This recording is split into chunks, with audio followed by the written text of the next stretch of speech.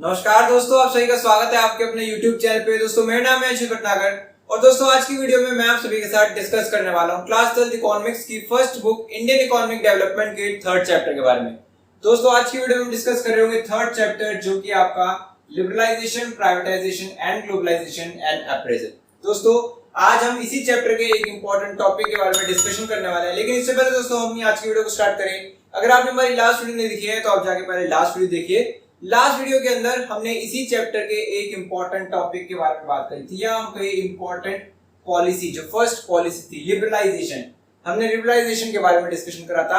अगर आपने अभी तक वो वीडियो नहीं देखी है तो आप जाकर वो वीडियो देख सकते हो, ऊपर आई बटन में आपको उस वीडियो का लिंक मिल जाएगा। ठीक है दोस्तों, आइए आज की वीडियो को स्टार्ट करते हैं और डिस्कस करते हैं हमारी आज की वीडियो के इंपॉर्टेंट टॉपिक के बारे में, जो कि आपका सेकेंड पॉलिसी। ठीक है, जो सेकेंड पॉलिसी थी चैप्टर के अंदर, जो सेकेंड पॉलिसी है वो है आपकी प्राइवेटाइजेशन। ठीक है, न्यू इकोनॉमिक पॉलिसी की जो सेकंड पॉलिसी थी वो थी प्राइवेटाइजेशन। प्राइवेटाइजेशन के बारे में डिस्कशन करते हैं तो आप देखोगे प्राइवेटाइजेशन की डिफाइन क्या है।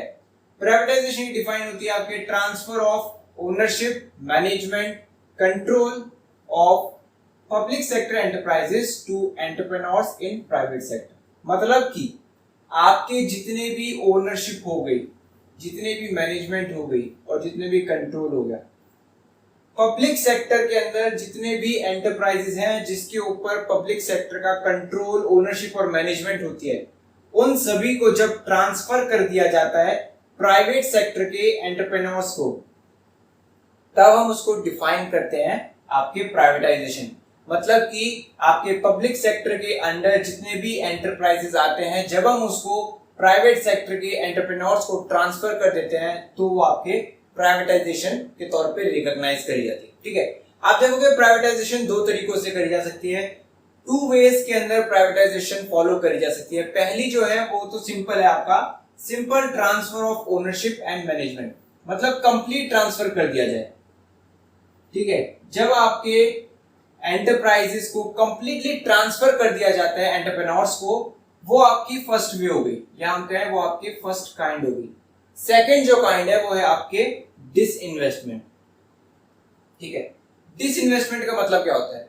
डिसइन्वेस्टमेंट का मतलब है कि आपके पीएसयूज, आपके पब्लिक सेक्टर अंडरटेकिंग, ठीक है, आपके पब्लिक सेक्टर के अंदर जितने भी अंडरटेकिंग्स आती है या उनके जितने भी एंटरप्राइजेस आते हैं, उनका एक पार्ट, ठीक है, वो कंप्लीटली नहीं, पीएसयूज का एक पार्ट जब सेल कर दिया जाता है, जब उनकी इक्विटी को सेल कर दिया जाता है आपके प्राइवेट सेक्टर को, तो हम उसको डिसइन्वेस्टमेंट कहते हैं। मतलब कि पब्लिक सेक्टर अंडरटेकिंग्स का एक छोटा सा पार्ट जब सेल कर दिया जाता है प्राइवेट सेक्टर को, तो वो आपके डिसइन्वेस्टमेंट के तौर पे रिकॉग्नाइज करा जा सकता है। ठीक है, तो मतलब प्राइवेटाइजेशन को दो तरीकों से फॉलो करा जा सकता है, या तो आप कंप्लीटली उसको सेल कर दीजिए प्राइवेट सेक्टर के लिए, या फिर आप डिसइन्वेस्टमेंट कर सकते हो जहां पे आप उसका एक छोटा सा पार्ट, उसकी इक्विटी को सेल कर सकते हो। ठीक है, तो जो सेकंड पॉलिसी है आपके चैप्टर की, आपकी न्यू इकोनॉमिक पॉलिसी की, वो है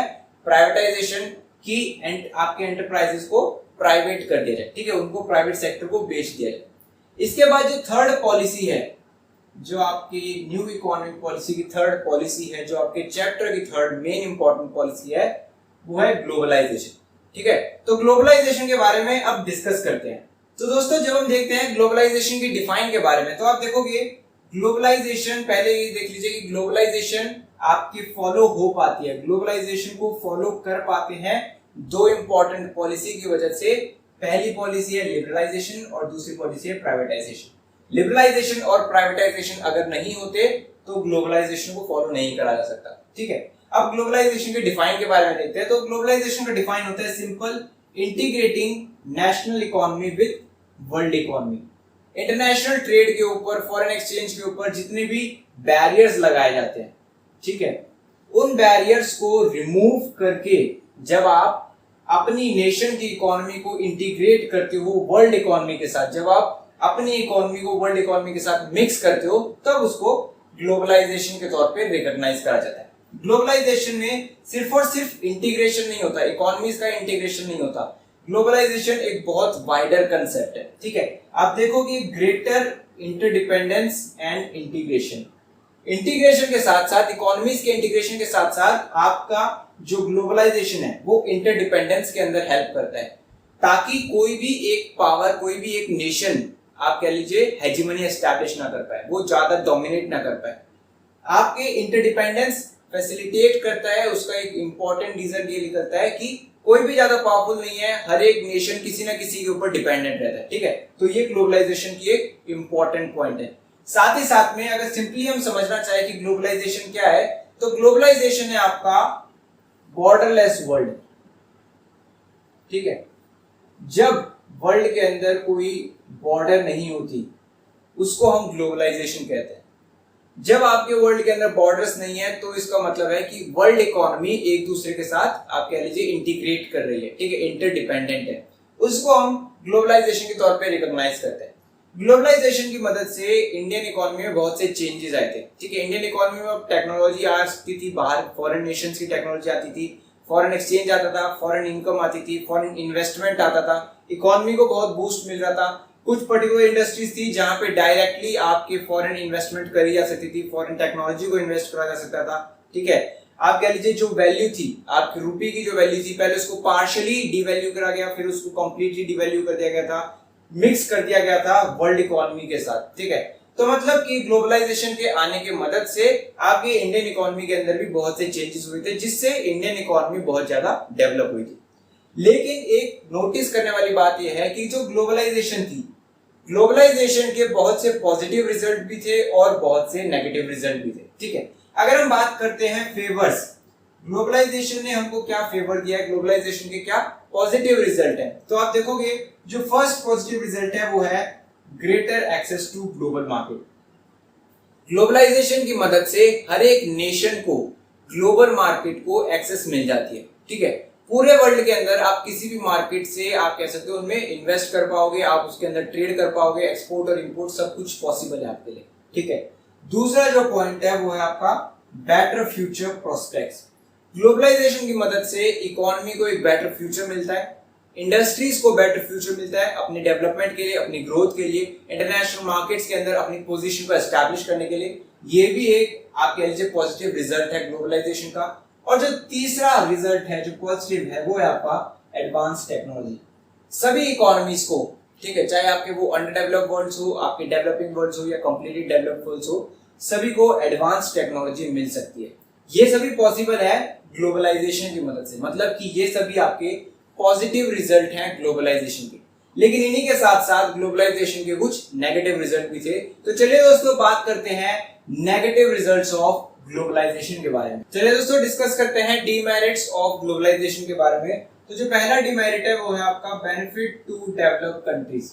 कुछ स्कॉलर ऐसे सजेस्ट करते हैं कि ग्लोबलाइजेशन के जितने भी बेनिफिट्स हैं वो सभी डेवलप्ड कंट्रीज को ही जाते हैं, क्योंकि डेवलप्ड कंट्रीज को ही अपने फर्म्स एस्टैब्लिश करने को मिलते हैं पुअर कंट्री के अंदर, ठीक है।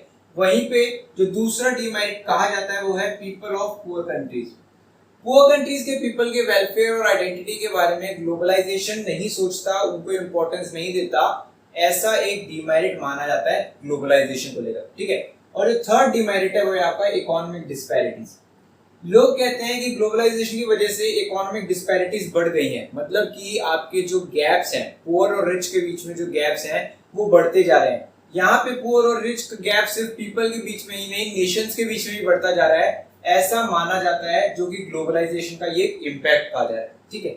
ग्लोबलाइजेशन का ये एक इम्पोर्टेंट इम्पैक्ट जो है, जो इम्पोर्टेंट आउटकम है वो है आपका आउटसोर्सिंग, ठीक है। आउटसोर्सिंग लेकिन है क्या? आउटसोर्सिंग का मीनिंग है आपका contracting out some activities to third party. मतलब कि आपकी ऑर्गेनाइजेशंस, बड़ी बड़ी ऑर्गेनाइजेशंस जो पहले वो काम खुद करती थी, अब वो उनको कॉन्ट्रैक्ट कर देती हैं दूसरी कंट्रीज के लिए या आपके थर्ड पार्टीज के लिए। फॉर एग्जांपल, अगर यूएसए के अंदर एक ऑर्गेनाइजेशन है वो काम कर रही है और उसके पास आप कह लीजिए इतना ज्यादा ह्यूमन फोर्स नहीं है कि वो अपने आपके जो वर्क फोर्स है उसको कम कर पाए या उसको अच्छे से वर्क कर पाए, ठीक है।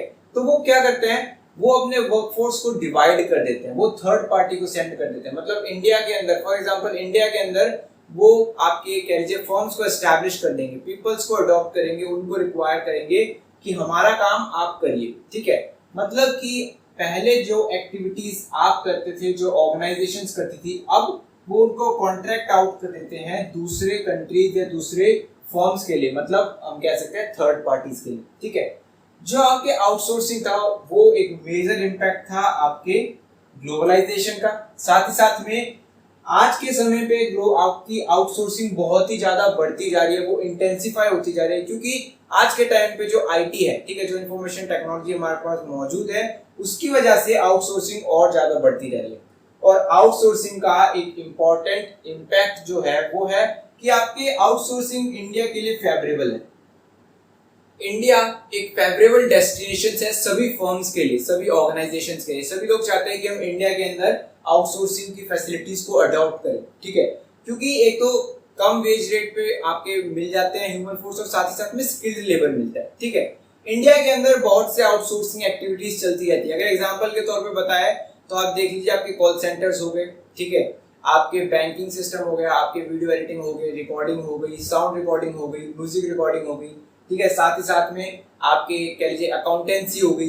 ये सभी एक्टिविटीज जो ऑर्गेनाइजेशंस खुद नहीं कर पाती हैं, क्योंकि उनके पास इतना टाइम नहीं है, इतना वर्क ह्यूमन फोर्स नहीं है, वो उनको डिवाइड कर देते हैं दूसरे कंट्रीज के लिए। ठीक है, और इंडिया उसके अंदर एक इंपॉर्टेंट पोजीशन पे मौजूद है। ठीक है, इसी के साथ ही साथ आप देखोगे ग्लोबलाइजेशन, या हम कहें आपके ट्रेडिंग को और ज्यादा डेवलप करने के लिए, सभी कंट्रीज तक पहुंचाने के लिए, ग्लोबलाइजेशन को एक्सपेंड करने के लिए अलग अलग ऑर्गेनाइजेशंस मौजूद हैं। ठीक है, इंटरनेशनल ऑर्गेनाइजेशन मौजूद है, जिनमें से एक है आपकी world trade organisation, WTO।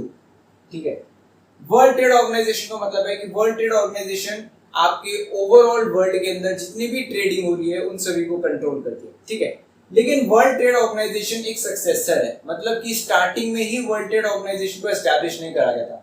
Starting में थी आपकी GATT। GATT का जो फुल फॉर्म है वो है आपके general agreement on trade and tariffs.